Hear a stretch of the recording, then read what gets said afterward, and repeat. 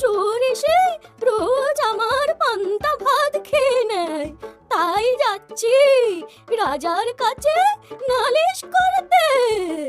ও, এই ব্যাপার।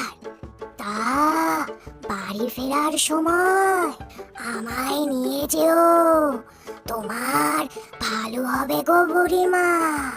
আচ্ছা বাবা। এই বলে পান্তা বুড়ি কিছুটা যেতেই পৌঁছে গেল রাজপ্রাসাদে।